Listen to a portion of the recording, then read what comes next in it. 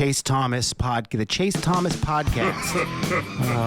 My nephew needs me to record. See, I already hate it. I hate it. All right, hello, and welcome back to another episode of the Chase Thomas Podcast, where I'm still the aforementioned Chase Thomas, coming to you live from Knoxville, Tennessee, Everything School HQ. Fresh off, 6 hours ago of seeing Nate Bargatze in person today, which was great. Nice. He was in town, local Tennessee guy, which was a lot of fun with my wife. Getting that in there to cap off what was a amazing college football weekend. Big Nate Bargatze fan. He's great. I don't want to say I discovered him, but I feel like I was the first one to know about him. No, just of like my friend group. Ever since I saw he was on some Netflix thing, I obviously didn't discover him. But and then he kind of blew up. Some of the, I think it's called stand-ups. It just had like a different little 5-6 different comedians. But yeah, he's awesome. We saw him in Greenville. Was that this year? I think earlier this year. Good stuff.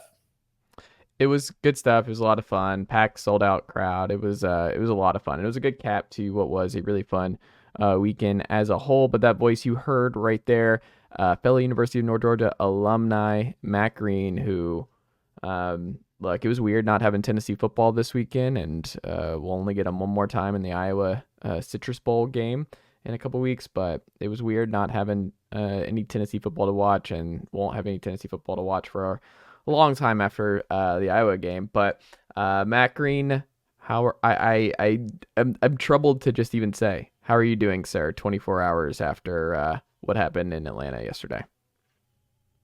Well, I've been better. I never really felt like we were gonna win from the jump, right? I never really thought. I just say that for the podcast, but I never really actually thought it was gonna. Is that a callback?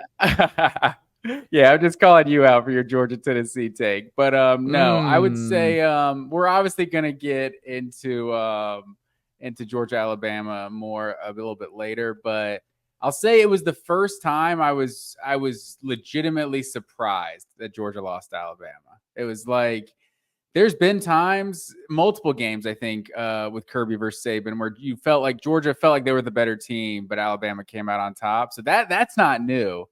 But I think coming in like 2021, I think Georgia fans, you were optimistic. We were so dominant that year in the SEC championship, but it's like, this team has the Heisman Trophy winner on their team. Like, it's still Alabama. We've yet to beat Alabama under Saban or under Kirby. So it's like, you may have gone in confident in 2021, but you were not surprised when Alabama put up 40 on us, right? But this one, especially with how the game went, it was just I was just definitely surprised that Georgia. It's hard for me to say I was wrong about like our prediction. Like, I'm obviously wrong about Jalen Milroe ultimately. Like, Alabama's going to college football with him as the quarterback, but in terms of how underwhelming it is at times, like Alabama's finding it is not joyless murder ball like they predicted, but they're finding ways to win basically every single game they've played, other than Texas this year.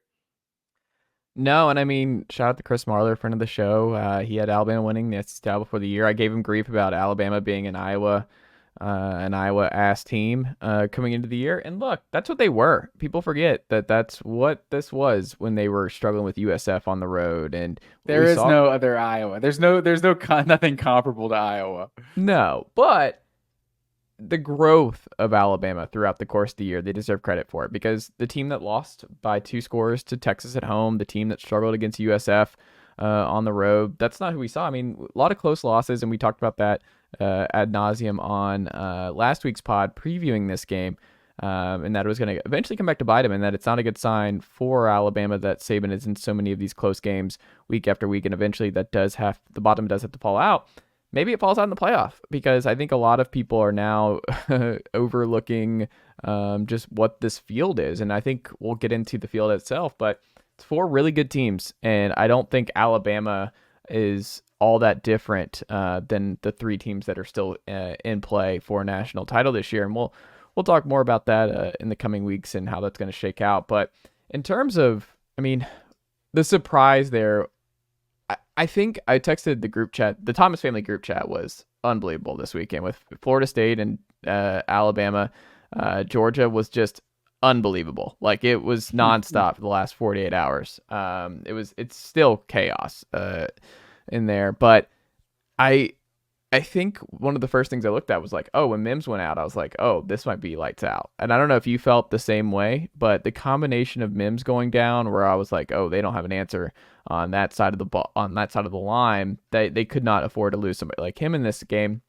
And then something else I jotted down. Except for the fact that you've played so much of the season without him to begin with. Right. So but against Bama, you need a guy like Mims. Like, that's just sure. one. I mean, he and Bowers are definitely going to be the highest projected draft picks in next year's draft on this Georgia roster.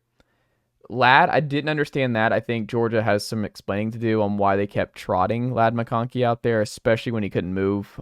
He was running routes and he was just so banged up. It's like, what was the point of Dominic Lovett if you're not going to use him, especially in these moments where Lad can't go, and you got to have guys out there who can separate. Like, Bama's corners and safeties and company are extremely physical. You have to have guys that can get open and that are operating at a full cylinder. It sucked to see Lad McConkey that banged up, but at a certain point, you're like, the dude can't go. I understand he's a warrior and this, that, and the other. Brock was playing through it. Brock looked, but he did have that catch like in the fourth quarter, near the goal line. So like, right. McConkey was still doing things. But I get you. I mean, Ra Thomas was also out. Yeah. So I mean, it's tough. You want your best players to be able to play in those situations. Well, all that too, and this is something that I'm curious if you felt the same way. Mike Bobo's had a great year. He's done a great job filling in for Todd Monken in year one as the OC at Georgia under Kirby in his second stint in Athens. But I think this was his worst called game this season, and I don't think it was particularly close. I think this was a bad game for Mike Bobo, and a lot of it stems from how much Georgia ran the football. And this was one of those where I wonder if Kirby can get a redo and Bobo can get a redo. They're like, we got sucked back into Alabama's game plan. We got sucked into playing a way that we used to play, the Gurley years and the Chubb years. And I look at it as, what are you doing? Like, why are you running on first down? Why are you running as much as you did? 42 times was ridiculous against this Alabama front. When you have the quarterback advantage, when you have somebody like Carson Beck, who has been succeeding all year long, the guy that you're trying to spend a lot of NIL money to keep back from entering the draft going into next year, taking the ball out of his hands and playing to your run game when it hasn't been the same all year long, and your best strength is Carson Beck making plays with his arm. I just thought that was really, really questionable from Bobo and company. I don't know if you thought the same as the game was going along. I think it's very easy to second guess any play caller. I think because you look at the Georgia had the back-to-back, I think 3-and-outs after the scoring drive in the first quarter. And the first 3-and-out was 3 straight pass plays. So the next 3-and-out was 3 straight run plays. So it's not like it was, they weren't letting Beck do anything. Like, I mean, you picked up 8 yards on first and second down when you ran the ball on that 3-and-out, and then Bama stopped you on 3rd and 2. There was a lot of Bama stopping Georgia on 3rd and 2, 3rd and 1. And I think that's ultimately what made the difference. But I mean, if you've seen Georgia these last 4 or 5 weeks, like, this run game has been really good. So I think if you're executing those 3rd and 2s, 3rd and 1s, no one's talking about the run game. Like, I think that takes the offense off the field, and obviously that's going to take the ball out of Beck's hands. But I felt like there were times that we should be passing more, like especially in the second half. But Georgia is built on balance, so it's hard, especially, I mean, with Amarius Mims out, like, that's one of your pass protectors for those good edge rushers that Alabama has, and then 2 of your better weapons, 3 of your 5 best weapons. I mean, Ra Thomas was completely inactive, so like McConkey and Bowers clearly hobbled. So I mean, there's that could have gone into Mike Bobo's rationale that, like, I'm not sure we can pass on these people like the way we have been passing on other teams all season. Because I mean, Alabama does have a really good secondary. I think it's their corners are really good, especially if Georgia is going to be down at all at receiver. Like, they were obviously really deep. We've talked about that all year, how many playmakers they have, but even they were put into a challenge of having a couple guys out and slowed down.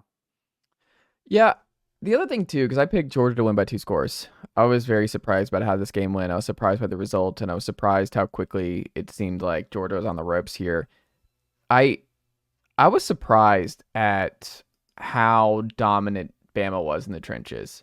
And I don't know if you were feeling the same, but I think that was another coming out of this game for me was just that, like, the Mims injury hurt, but also Georgia couldn't get home. Milroe had all day to throw in this one, and I don't know Georgia had 4 sacks in this game. I think Georgia had Milroe. Georgia didn't pressure Milroe by design. Like it was that's how you have to attack a Jalen Milroe. Like you can't just let this guy try to blitz this guy, let him take off. Like I think Georgia did the perfect amount of keeping him in the pocket and actually getting after him. The biggest criticism I'll have, because I told my brother, like before, my X factor for this game was Jalen Walker, because he's a ridiculous athlete. And you saw in the very first possession of the game, get Milroe. I think I saw this guy had 12 snaps the whole game, 7 pass rush snaps, 2 sacks, 2 hurries, and another pressure. Like this guy was just a ridiculous athlete. And I'm not sure why he wasn't on the field more, because Georgia, you saw Georgia doing a lot with spying with two guys on Milroe. I feel like Georgia really, if I look at this scoreboard or I look at this box score, I think Georgia wins the game. Like Jalen Milroe is efficient, but like not great. What was it, like 13 of 23 or something like that? Like nothing amazing. He had negative rushing yards, I think, until the final that final drive of the game where he broke like 40 yards. So like they really kept him from making plays with his legs. It's just, I think Georgia beat themselves more than anything. Like, I mean, you look at this, obviously you had the missed field goal early on in the second quarter, but the fumble in the third quarter, like I think that was just Alabama's first 4 drives of the second half. Cause I think there is kind of this overrated kind of narrative that Alabama did just kind of dominate Georgia. Like, in the trenches, like in the first 4 drives of the second half, Alabama had 36 yards and they didn't get a first down. But one of those drives started on Georgia's 11-yard line because they just gave them a punt. So I think, or they just gave them a fumble. So I think Georgia, you really did see like this Alabama offense did almost nothing. Like the last 2 drives of the game, Alabama had 38% of their offense of the entire game came on those final 2 drives. Like Georgia really held this team. And obviously, like, I don't want to be the referee guy, complain about officiating. But at the end of the day, Isaiah Bond, that fourth and 4 that they converted before halftime, like that was not a catch. Like it's a incomplete pass that would now be Georgia's ball at their own 37-yard line with 1:18 left with multiple timeouts. Like that's a situation where Georgia can get points before the half, down 3. Instead, that's a completion. 2 plays later, it's a touchdown, and now Alabama's up 10. Like, that's a potential, it's at least 7 points on the board in a game you lose by 3, but it's a potential like 14-point swing if Georgia is able to, maybe 10-point swing if Georgia's able to get points before the half right there, and they find themselves down 10-0. So especially, I think every Georgia fan was just beside themselves on the first drive of the second half, or at least one of the first drives of the second half, when Arian Smith has that like 50-yard completion and they immediately go see if, let's make sure he caught that. Let's review that. And it was clear as day. It wasn't even really close.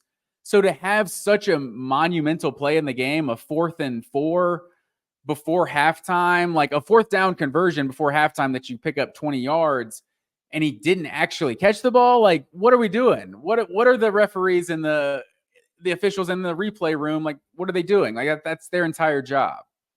Like, it's not like the pros where it's completely up to the coach to challenge that. Like, we're all about reviewing everything in college and getting the call right. And that's just, that's 7 points that in a game that Georgia loses by 3. It's hard not to point to that. And as well as, some questionable pass interference calls that didn't go both ways, but the horse collar tackle on Xavier Sorey, that's, guy's grabbing his 2 shoulder pads. Like, since when is that a horse collar? Like, it's just a phantom horse collar. Like the Malachi Starks interception or Malachi Starks pass interference on that same scoring drive of the Isaiah Bond play, right after, like a couple series after the Brock Bowers getting pulled like as he's trying to jump. Like they were letting guys play. So to have Starks called for that pass interference, it just the officiating was not both ways. And I hate to be a referee guy, but that Isaiah Bond play at the end of the day, I mean, it's up there with the Tyler Simmons thing. Like that could be 2 national championships on Nick Saban's resume. That could be Kirby Smart's national championships if that Isaiah Bond play and that Tyler Simmons play are called differently. The difference with that, though, is one was at the end of the game and everything had played out a certain way, and that changes some stuff. This you still had Isaiah Bond. I mean, that's right before halftime. No, I'm talking about Simmons. That was the first possession of the second half. I mean, that's what I'm saying. And when was the Bond? I mean, those are probably like 2 minutes of game clock apart from each other. Like, I thought Simmons was Georgia longer. forced a 3-and-out, like to open the second half up. What were they up? Was it 13-0, I think? So, I mean, you go up 20-0 to start the second half. Like, it's just a massive changing play, obviously. We're going back to 2017. But that's the ultimate thing I'll say, going back to 2017. Because Georgia has won 29 straight games, they've won back-to-back national titles. This loss didn't even register on like the most painful losses as a Georgia fan. Like I know that this loss is potentially a national championship because I think most people think Georgia and Alabama look like the 2 best teams in college football right now. And there's a chance we saw the best 2 teams play on Saturday night. This loss doesn't even like because of what Georgia's achieved in 2021, 2022. Like this doesn't compare to the 2012 SEC championship game, to the 2017 national championship, to the 2018 SEC championship stung more than the 2017 national championship because it's like we didn't even expect to be there that early in 2017. But I mean, the prayer at Jordan-Hare, it's like there's plenty of like tougher losses than this one.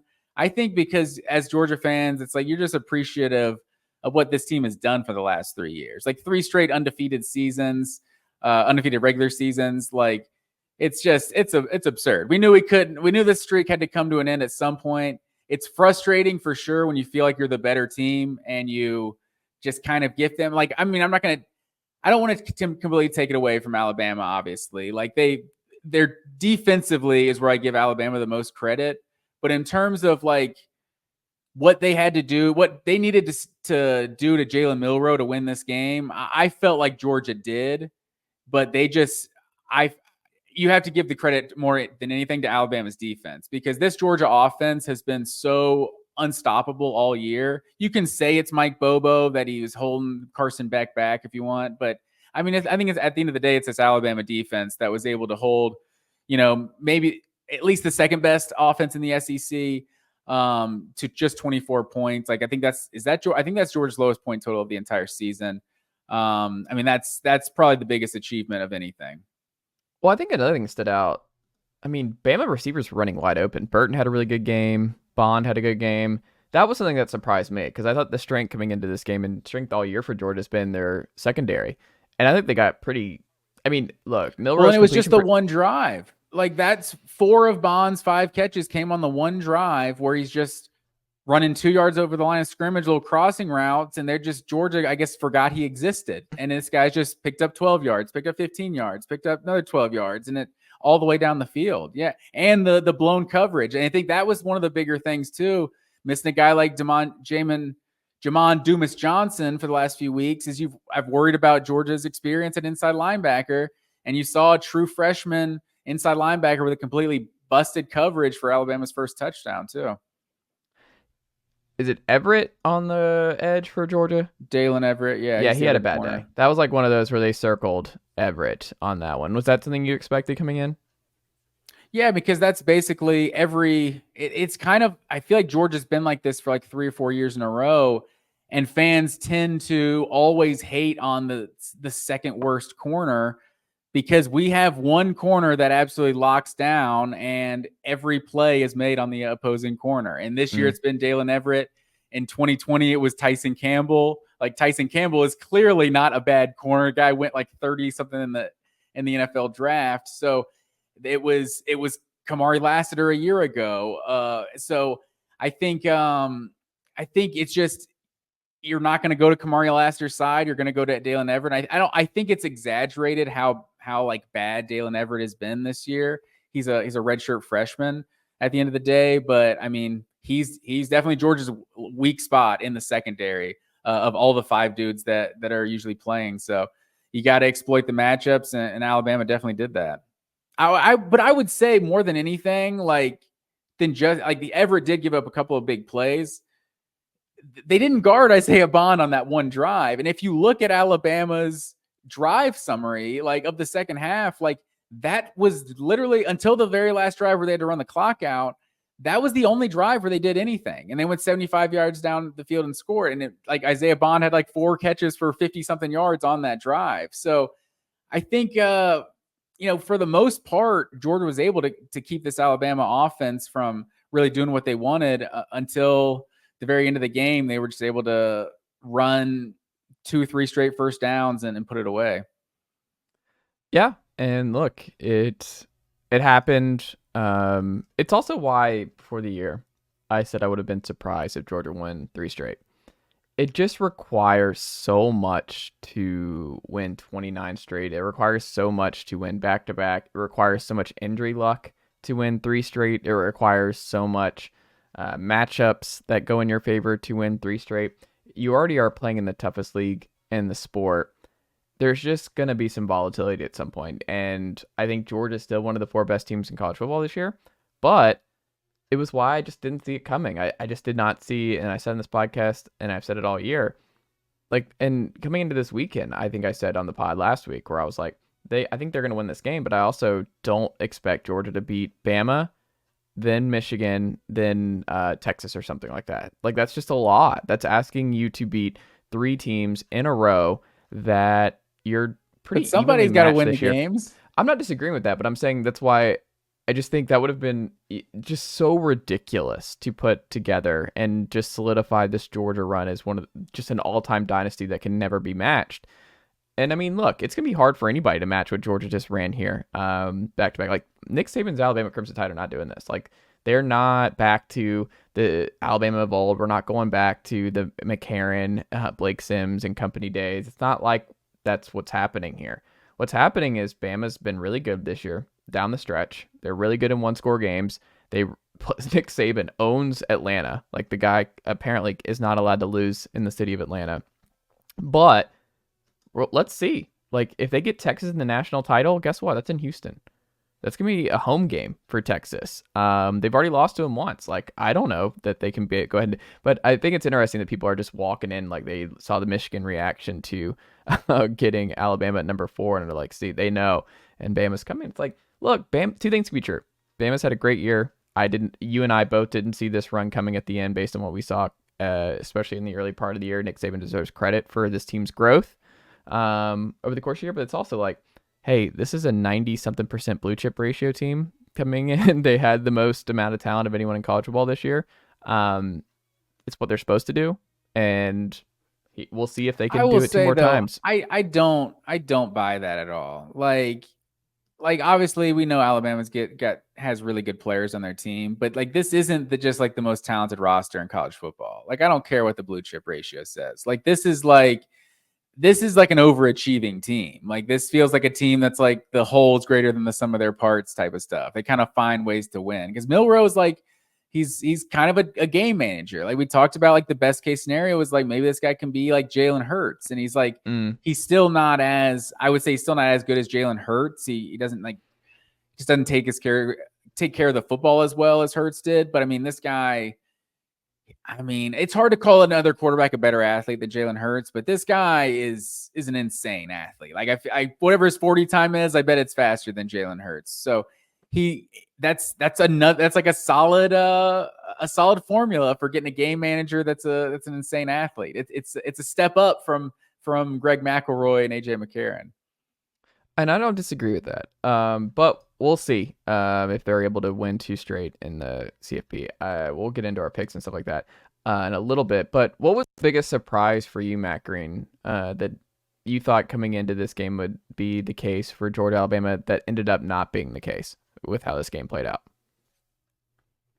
I would say I mean, I'd probably say just the offense only scoring 24 points. I think that has to be the most surprising part, because I think you knew that Alabama was going to do something. And kind of like I said, like Alabama had 300 total yards and almost 40% of it came on the final 2 drives of the game. So I think Georgia's defense did enough to keep them in this game and win this game. I mean, this Georgia defense isn't great, but they were able to get pressure on Milroe. Sometimes Milroe was just kind of creative in the pocket, giving that little shovel to Isaiah Bond to keep one of those third down conversions. That was a real gut punch in the fourth quarter.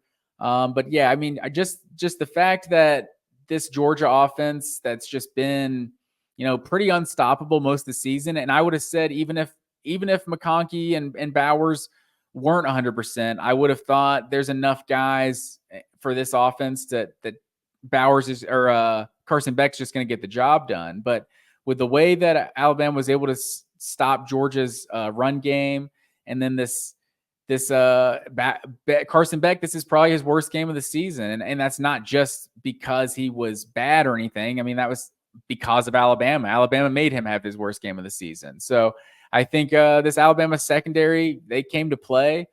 And I think, especially with Kool-Aid McKinstry going down too. So I would say that's just the most surprising part, is how much they kept. I think, what were they, like the number 3, number 4 pass offense in the entire country to under 250 yards and no touchdowns.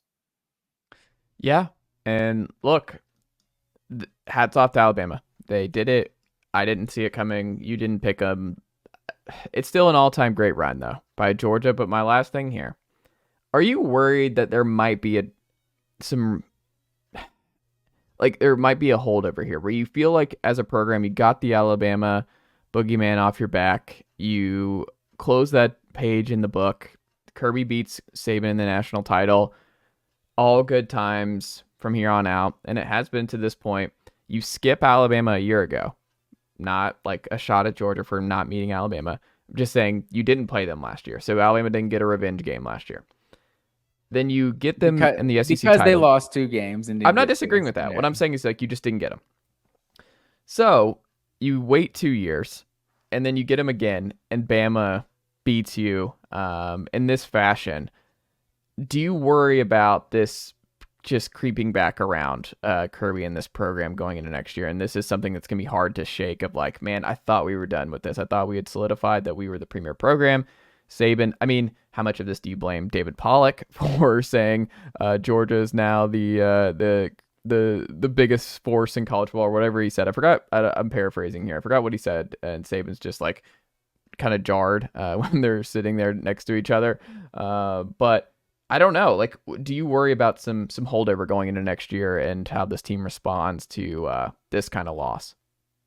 I mean, in terms of that, like, not at all. Like, I mean, I don't know how good this team is going to be next year. Carson Beck coming back is a huge kind of, sign of what this team should be next year. I think Georgia's established like where the floor is, and the floor is just about like one regular season loss. I think it's almost where the floor has been established. So I don't really question, because it's like you can't put the monkey back on someone's back. Like, Kirby Smart's a 2-time national championship winning coach. Like, that happened, and he was already knocking on the door for several years prior to that. Like, who doesn't Nick Saban have the number of? You know what I'm saying? Like, he's the greatest coach of all time. Like, I think, especially with how the game went, like, I think Georgia can still claim that they're a better college football program right now in 2023 than Alabama is. The 2023 team beat them, so maybe this year's team is better. But I mean, even how the game went, it's like, this is a very winnable game for Georgia that they just didn't win. Like, it could have gone either way. So I think the monkey's already been gotten off of Kirby Smart's back. I think every person in this fan base, maybe Mike Bobo, because of one bad offensive performance, now fans are going to come from out of the woodwork and forget that this offense was one of the best in the country all season.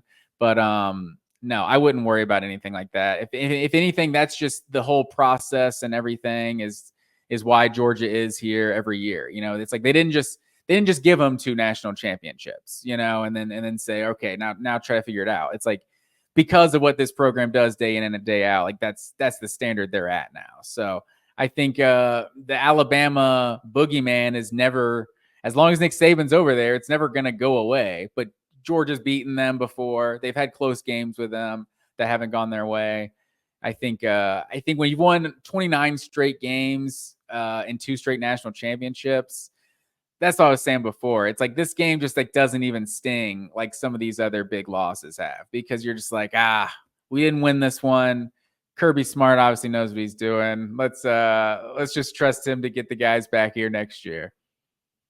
I like it. Well, we'll leave it there, Matt Green. Let's move towards what happened in the playoff, and we'll talk some Pac-12 too as we wrap up here with some Jayden Daniels, Heisman, and some CFP order and everything else. But I want to pivot to what happened today, the fallout. It just sucks all across the board that this is where we're at. It felt like last night this is where it was headed, and I was monitoring the betting markets on what was going to happen here and who was going to make the playoff. And when it shifted, I think last night and this morning to Alabama getting that 4 spot, you're like, they know. And it kind of was just, it was brutal. Like in the family group chat, they're all in. They're all, because Florida State has a great win against Louisville. And I'm just over here. I'm like, I felt it in my core. I'm like, they're just not going to do it. The SEC and the Big Ten are not being left out of any playoff under any circumstances because of what this sport is and who runs the sport and everything else. Like the more I thought about it, the more I was just like, I understand the precedent. I understand all of this stuff, but I just don't see a path where the 2 mega markets, the big 2, because everyone says Power 5. I'm like, it's not the Power 5 anymore. It's the Power 2. And it felt my core, whoever won the SEC title game was automatically in, and Bama gets in. But Matt Green, your instant reaction to the top 4, the order, and what happened over the last 24 hours in terms of the college football playoff seeding. So I'm not a naive person, right? I understand the context and everything, but my immediate reaction is that Florida State just got absolutely hosed. Like, you go 13-0 in a Power 5. I still call it Power 5, damn it. It's still a Power 5 to me. And they go 13-0 and you leave them out. Like, I hate the idea of projecting what one player on their team is worth. Like, we all know Jordan Travis. I think it's fair to assume that Florida State without Jordan Travis is not as good as Florida State with Jordan Travis.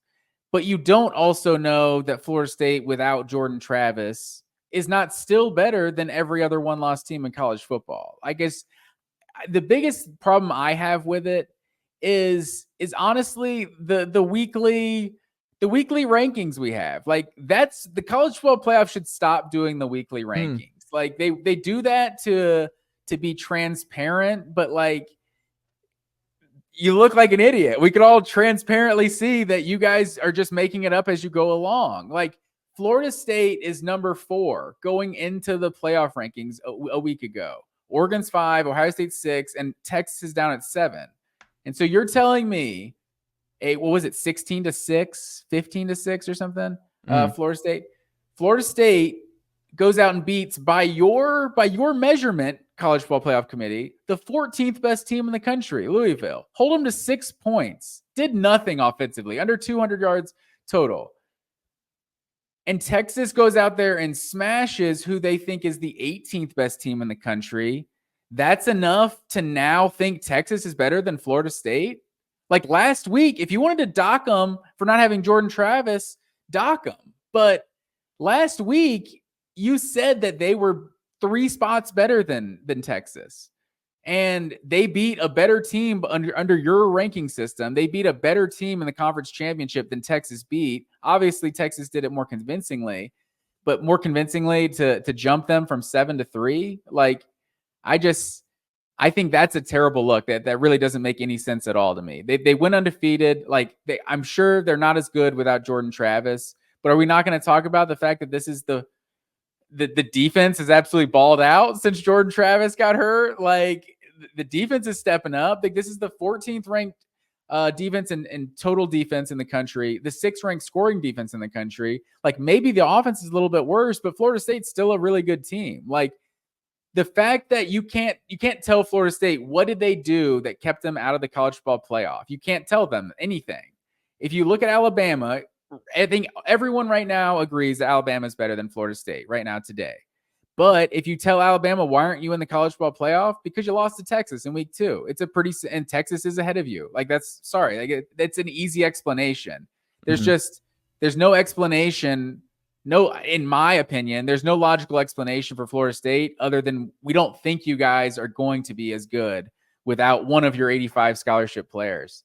Like, I just don't agree with that at all. I also think it was just full on your G5 conference. It was a message that you are not. See, I disagree because I think if Jordan Travis is healthy, they're not moving them down. I don't know if I agree with that. I still would say no. They're undefeated, Florida State, with Jordan Travis. Also, we had to project a little bit, like say that Florida State team beats Florida 35-14, right? And then beats Louisville 31-6. And they smash 2 opponents and go 13-0 in the ACC. There's absolutely zero chance that Louisville or that Florida State's getting left out if they're 13-0 and Travis is healthy. Can I give you a take on that? Yeah, hit me. I think Texas gets left out in that scenario, the more I think about it. I don't think there was ever a path for Bama over Texas, though. Yes. That's even worse. But you saw that that's what they just did. I'm telling you, like, they would find a way around. They did keep Texas ahead of Bama, though. No. What I am saying is there's no rules, because this speaks to the other part of it, which I want to say. There is absolutely no defense to moving FSU to 5, putting Bama at 4, and Georgia at 6. There is no defense to that. If you're going to drop Florida State below Bama, then you have to drop them below Georgia for that kind of thought process to make any sense. Drop them below Ohio State at that point. Like, that's what doesn't make any sense. They're just making it up as they go along. And that's just, it's never been the 4 best teams. You know, it's like, it's always been the 4 most deserving. The fact that they're trying to act like it hasn't always been the 4 most deserving is just dumb. Like 2018, I think, was the perfect example as a Georgia fan, because that Alabama team that was talked about being the greatest Alabama team of all time with Tua and everything, that team was like a 15, 16-point favorite over Georgia in the SEC championship, and Georgia was number 4, and it led like 55 minutes of the game or something. Like, every single person that watched college football thought Georgia was better after that game than they did before that game started. But they moved them down to 6 and put Oklahoma in the playoff because they won the Big 12, and that's how college football works. So I think this was a really weird scenario this year of the SEC champion just happening to lose to one of the other teams that was a playoff contender. It was a perfect storm to keep the SEC out, even though I think Alabama is one of the best 4 teams. I don't agree with how they decided to put them in over Florida State. I will say, I'll ask you before I answer this. Did college football fans ultimately win in the end here, though? This is something I feel kind of gross about, but it's something I feel in my heart of hearts. But before I answer that, did college football fans win with this Final Four in the end? Probably not, because Alabama's probably just going to smash both teams and win Nick Saban's 22nd national championship or however many he has. No, I know what you're saying. I think today we all agree Alabama's a better team than Florida State with the quarterback play and everything. But so yeah, I mean, I understand what you're saying there. It's probably going to be a better game. Florida State, there's a chance they would have been overmatched with whoever they would have played. So, or I guess Michigan, so they would have played. So, yeah, I mean, I guess so, but that's just, I don't think we should be making sports decisions based on the best TV product, you know. But hey, this is where we are in 2023. I mean, I don't disagree with that. I felt guilty a lot. Shout out to the Thomas family group chat. But this is a great result in terms of the playoff matchups. Like, I think there's a whole heck of a lot of pressure on Michigan now, and you saw that reaction. They're not thrilled about getting Alabama instead of Florida State in this matchup. I think there's a lot riding on this. They opened as, I think, 2.5 favorites over Alabama. We'll see. Right now, my gut says that's a bad first round matchup for Michigan, and this offense has not been good for the last couple weeks. I think it's going to be. I would be surprised at this point if Michigan beats Alabama. We'll get our picks later on. You know what? What is a positive here? What we, the college football world, are saved from is Alabama fans think the entire world revolves around them. The entire college football world revolves around them. So when they're not there, they think the title is somehow illegitimate. Oh, it didn't have to go through Alabama, so it didn't count. Like, no, you guys didn't get there, so it doesn't matter. Florida State doesn't have to worry about their 2013 title, or they didn't have to play Bama. Georgia doesn't have to worry about the 2022 title. Like, you guys didn't get there. So we're at least all saved from that. Alabama got there. If someone else wins it, it's because they had to beat Bama.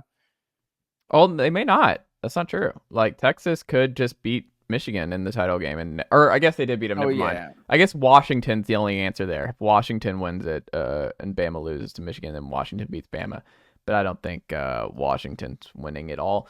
I will say, though, the Sark Bowl with Washington and Texas is going to be great. I don't see that there any way that's not an awesome game between those two teams.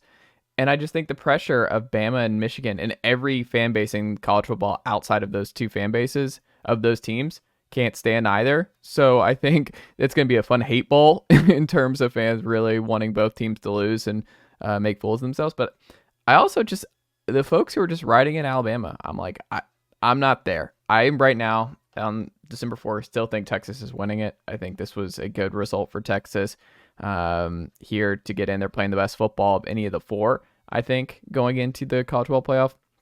Love their defensive line. Love their pass catchers. Quinn Ewers was balling on Saturday.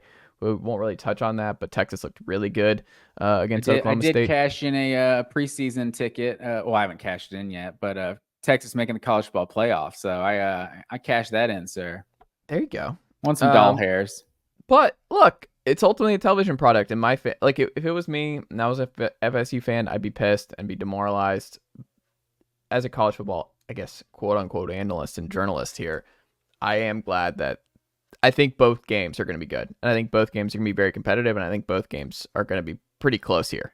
For sure. And seeing the expanded field, people showing what it would be if it was 12, it's like, yeah, that looks like a lot of fun and everything. I'm still, you give me 6, you give me 8, I feel like it would still be a lot better in my opinion, because you look at what this Georgia, or excuse me, what this SEC championship and what this Pac-12 championship was this weekend. While as a Georgia fan, obviously I'd selfishly love to have more teams in the playoff right now, because Georgia would be one of the teams that made it and they would still, our season would not be over. But we know how the sport works, and to have the SEC championship with those sort of stakes that you have to win to get into the college football playoff, like, this is incredible. And I think this is why this weekend is so huge. And it's disappointing that I feel like this was our last kind of weekend of that, because I mean, you're a preseason top 5 team moving forward that goes 10-2. Like, you're in the playoff every single time.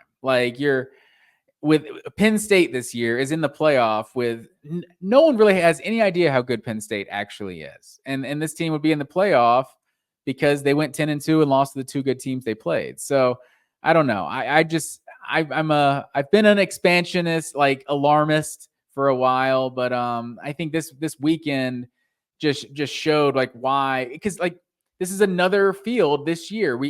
There was this notion that, oh, the playoff is somehow this like self-fulfilling thing that, oh, once you get into the playoff, that's where all the players want to go. And so all the players go to the playoff teams, and Oklahoma and Ohio State and Clemson and Alabama, they're in it every year.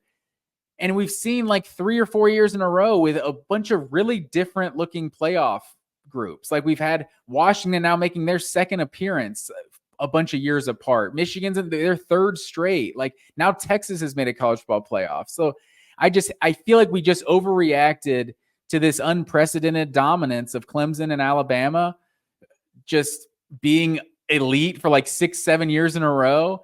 And this 4 team, I think this weekend showed, obviously we had some controversy, but I think this weekend showed that like the 4 team is still, it's still good enough that like to make every game so important, because that's the conspiracy theory I got out. You want college football conspiracy theory? Mm-hmm.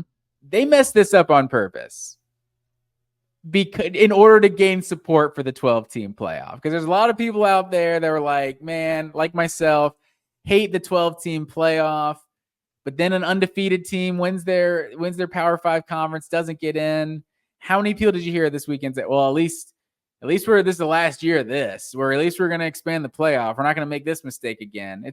There's my conspiracy for you. It's all a ruse to get us on board with this 12-team playoff, and I'm not going to do it. I am going to do it because they're just going to do the 12 teams, and we're all just going to deal with it. But I don't like it. Last thing on the CFP and the weekend as a whole, if we talk Jayden Daniels real quick here. Why do people keep doubting Washington, Matt Green? I said on the pod before we jumped off last week where I made the case for both, and everything I was saying and everything I was feeling, I was like, I feel like the Huskies are going to win this game. Like, I don't know why I'm just picking Oregon. Like, I hate that I just keep doing it. I'm like, it just doesn't feel right to me. And made the change, and I cashed that one in. You're welcome for that one. That was a little. You did push me to do it. It was weird. We had a lot of similar picks. You were definitely feeling them. It's like when you have the same pick as someone, but you disagree with the game. Mm-hmm. Like, because that's how I was surprised. You were like going back and forth with Alabama, Georgia, and then you're like Georgia by 10. And I was like, oh, I wasn't really expecting. I was expecting a maybe Georgia win, Alabama cover situation. But yeah, with this one, it felt like you were feeling Washington, but you picked Oregon, and you corrected it.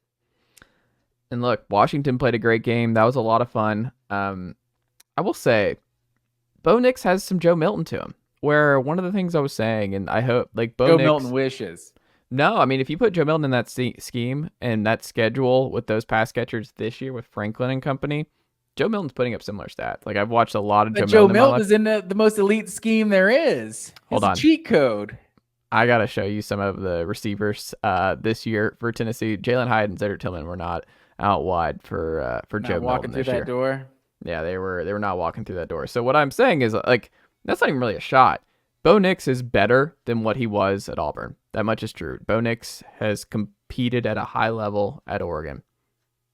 But you saw, like, kind of the difference between, like, a Michael Penix or some of these other big name guys. Like Jayden Daniels, obviously, is who should be the Heisman. I think he wrapped it up over the weekend based on how these games unfolded. But I don't know. I just think Bo, it's a lot of side-to-side stuff. It's a lot of getting guys, your playmakers, to make plays for you. And he wasn't really going to go out and win that game. And I think part of what made him better at Oregon than what he was at Auburn he was just kind of running around for his life. It wasn't efficient. It wasn't good. It was a lot of interceptions, low completion percentage. At Oregon, and this is why I compare him to Joe, they kind of put him in like, hey, here's our scheme. We're going to complete a high volume of passes. Just hit the guys early and put it in play for our pass catchers. Let them do the work. You just get them the ball and operate in that way. And that's what Joe tried to do. I mean, for the majority of this year. Tougher schedule, this, that, and the other. But I really just was watching that game, and I'm like, it's a lot of what Joe Milton, what Tennessee wanted to be was what Oregon looked like in this game all year long. That's just something that I saw and jotted down. But I don't know. Dan Lanning now 0-3 versus Kalen DeBoer all time. The other thing was like, Kalen DeBoer's a much better coach than Dan Lanning. A lot of Dan Lanning and Bo Nix slander coming from your cell phone on Friday night. I think he's closer to a Mel Tucker than a Kirby Smart. And we'll see if things change over the next couple of years. They go into a much tougher conference through and through. With UCLA, USC coming with them, Ohio State, Penn State company, Penn State getting the OC from Kansas, good hire there over the weekend. I mean, it's just going to be tough. I'm very curious to see how Oregon handles it. I will say on the Washington front, I'm glad they went through and won this because I think it's going to be ugly next year for Washington. They're losing a bunch of key pieces. They're not recruiting well under DeBoer and company. I think you're looking at a TCU type fall heading into the Big Ten for them. I've said they give me a TCU vibe for a few weeks now. Mm-hmm. And that's not an insult from me. No. That's an insult from some people, but not for me. It's a great story. I love their receivers. Love Michael Penix. Love Kalen DeBoer. That dude's just a winner. I'm worried about his recruiting going into the Big Ten. But look, man, what a story. They just keep winning. I don't know how this game, why were they favored against 9.5? Like, I just don't understand, like, going into that one. That was maybe what threw me off so Oregon's much. been more dominant, like, all season, really. But you beat them. Other than the game versus Washington, obviously it is the team you're playing, but it was on the road versus a neutral site. It's obviously, I feel like most of us just thought Oregon had been the better team, but like, I just don't know why any like negative takeaways came from you for Dan Lanning. Because when I was watching this game, it's like, this was just an amazing game. Like, Dan Lanning's 21-5 now in 2 years. He's 0-3 versus Kalen DeBoer, but Kalen DeBoer is one of the best coaches in college football right now. Like, the way they were able to just kind of keep Oregon's offense off the field in this game was just incredible. Like, what was the time of possession? Like 37-23, I think, in this game. Like three and outs on Oregon's first 4 drives of the game. Like, they pretty much dominated. I was a little worried at halftime because Washington completely dominated the whole first half. And then Oregon was able to put together that last drive to make it 20-10. Like, I feel like if you're getting dominated and you go to the half only down 10, you're like, okay. And then you come out in the third quarter, Oregon outscores Washington 14-0. It felt like Oregon is the better team, and they're finally playing like it. And then Washington they were more physical, and just, it was the Jimmies and the Joes. It was just, they had the dudes. Like, they basically couldn't guard Washington's top 3 receivers and running back. I'm blanking on his name right now. 150 yards on the ground. Like, they were pretty much unstoppable after that. So I can't come away saying like Dan Lanning can't do whatever. Dylan Johnson, there you go. The Mississippi State transfer, right? So I got to give the credit to Kalen DeBoer more than tearing down Dan Lanning. I'm not tearing. It's more of like, I'm just curious. I want to see what it looks like over the next couple of years, because we've seen this. Like, he's recruiting really well. Mario Cristobal recruited really well. Taggart recruited really well. Like, he's already done more than Mel Tucker. Like, Mel Tucker had one good season. Like, he's already had back-to-back 10, 11-win seasons. Yeah. I mean, let's wait and see on Dan Lanning. Like, that's just a wait and see. I just think in this one, he's been head coach for 2 years, dude. Dan Lanning, I don't know. I think Dan Lanning he's not, I mean, no one's proven after 2 years, but this is about as good as you can possibly do. Yeah. I mean, let's see. He's going to the Big Ten. Let's just see. I'm very curious how year 3 goes for Dan Lanning without Bo Nix, maybe Thompson, maybe Dante Moore. I don't know. We'll see. He's under center. Is the Big Ten better than the Pac-12 this year? Yeah, I mean, at the top. Like, you have less room. Like, you're not. I mean, Ohio State, Michigan, Penn State. I don't know that Ohio State and Michigan are better than Washington and Oregon. I think we'll see, but I would say yes. We could see, but I don't know. Like, and then Penn State, like, we still don't know how good Penn State is. We just know they're not as good as Ohio State and Michigan, and they're better than everyone else. But there's a lot of bad teams in the Big Ten this year, and there's a lot of good teams in the Pac-12. Like, I think Washington and Oregon could come in and be right there with Ohio State and Michigan from the jump. Like, no. At least Oregon. Washington doesn't recruit the way Oregon does, but like, no. I think Washington could come in and be every bit as good as Penn State. Like, Penn State hasn't been doing, like, I mean, they're still recruiting at a 10-12 clip, and they don't lose any games they're not supposed to lose. Like, they're still 9-3, 10-2 guaranteed. You put UCLA and USC and Oregon and Washington, there's a couple more games they should lose. Like, all Penn State's been doing is beating the teams that they're better than, and it's a lot of great staff though, and I love the Kansas hire. Like, Manny Diaz is there's a lot of bad teams in the Big Ten. Yeah. So I think the Pac-12 was definitely a better conference. And going back to the college football playoff like conversation, that was like another thing that, like, of all the years of it being like a perfect storm to keep an SEC team out, like, this was the year that the SEC didn't seem as dominant as it usually is. So the Pac-12 was one of the better conferences all season long. So I don't know. I'm not as convinced. I think Dan Lanning and Oregon, they're going to hit the ground running in the Big Ten. Final thing here, Matt Green, did Jayden Daniels lock up the Heisman this weekend? I didn't see Jayden Daniels play this weekend, but I think he locked it up for sure. He's the best player in college football. I think he already locked it up because people were talking like if Bo Nix balls out on Washington, he was going to be the Heisman. Like, I was obviously you're the one disrespecting Bo Nix over here. Hold on. I'm not respect. disrespecting. It's not disrespect. He's a game manager. That's He's what I'm not saying. the best player in college football. Like, No. he's not even close. Like, he's a really good Great player. heart. He's playing in the bowl game. Like, good kid. I like this post gamer. It's nothing about Bo Nix the person or anything else. I'm saying, and this is why I compared it to Milton. It's just he's a game manager. Like, he was not like. It is disrespectful to compare him to Joe Milton. You know who's a better comparison for Bo Nix is Jalen Hurts. Like, he could actually be that game managing type of. He's a ridiculous athlete. Like, Bo Nix is gonna tear up the combine. Like, this guy is one of the more. I'm sorry. Athletic. What is Joe Milton gonna do at the combine? I mean, he's gonna throw it 100 yards. Is he gonna run a fast 40 time? Like, is he actually athletic? I mean, he had a 90-yard scramble earlier this year that kind of caught me. I think Joe Milton is going to. We've seen Joe Milton play bad quarterback. Like, Bo Nix. We've seen Bo Nix be a very bad quarterback. As a I mean, have we ever seen years at Auburn were terrible? Both years were awful. I mean, those were years. That was a lifetime ago. He's got like 3-4 seasons since his like freshman and sophomore year. And he was okay last year. He was good. He had 40 touchdowns this year, 4,000 yards, whatever it is. Like, he was efficient. That's what I'm the thing. saying. Like, he was a good college football player. Like, Joe Milton was essentially a bad college football player. So I just think Bo Nix's comparison's got to be someone like higher like that. I don't know if he's an NFL quarterback or anything, but you've seen NFL teams like take guys that aren't the best passers and, you know, develop a system around them and work to their strengths. So Bo Nix is a great athlete, but I think we know he's not the best player in college football. Like, I think Rome Odunze should be a Heisman finalist. I don't really care who else, to be honest. Marvin Harrison Jr. could be a Heisman finalist if you want to put him there. Bo Nix could be a finalist, I guess, if you want to put him there. He's had a great season, but they all seem like they're nowhere near Jayden Daniels. So I mean, it's a runaway for me. There you go.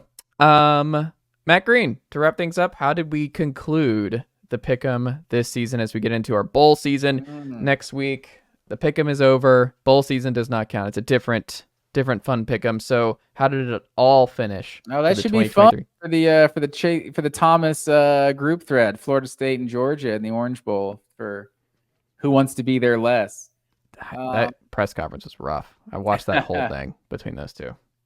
I saved myself from that. But on the season, so for the final week of the year, you went 6-4 overall, 6-4 against the spread.